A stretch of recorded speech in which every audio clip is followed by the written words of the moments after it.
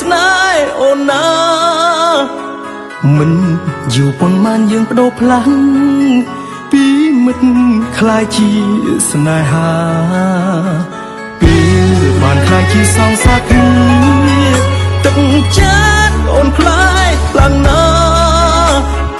អូនតែមានចរិតកាចណាស់ឲ្យបងតាមត្រ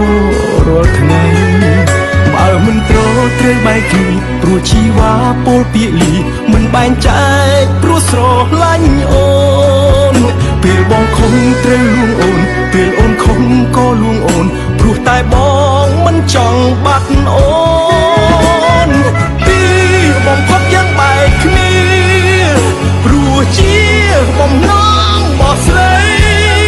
អូនថារឿងយើងគ្មានថ្ងៃជួបគ្នាបានឡើយឈប់បន្តទៅតើ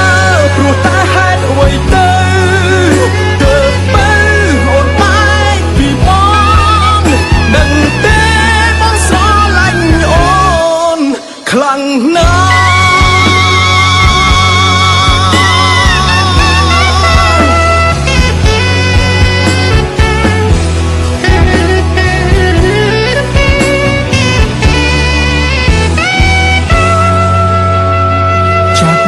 តាំងពីយើងបានស្គាល់គ្នា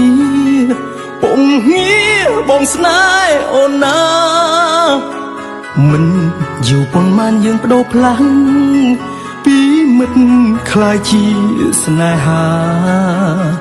ពេលបានคล้ายជាសងសាគ្នាទឹកចិត្តអូនคล้ายខ្លាំងណាស់អូនតែមានចរិតកាចណាស់ឲ្យបងតាមត្ររាល់ថ្ងៃបើមិនត្រូវបែកគ្នាព្រោះជីវ៉ាពោលពាក្យលីមិនបែងចែកព្រោះស្រឡាញ់អូ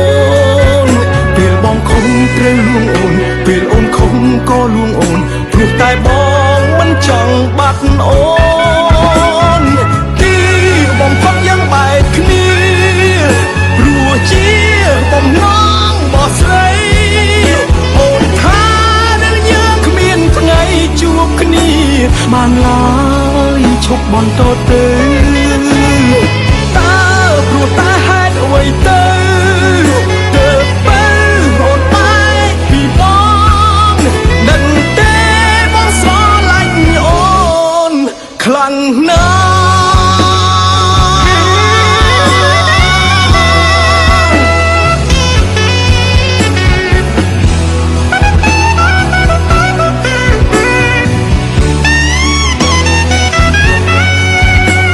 មិនត្រូវបែកគ្នាព្រោះជីវ៉ាពោលពាក្យលីមិនបែងចែកព្រោះស្រឡាញ់អូនពេលបងខំត្រូវលួងអូនពេលអូនខំក៏លួងអូនព្រោះតែប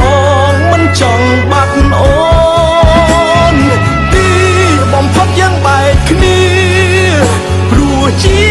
បំណងរបស់ស្រីអូនថារឿងយើងគ្មានថ្ងៃជួបគ្នាបានឡើយឈប់បន្តទៅ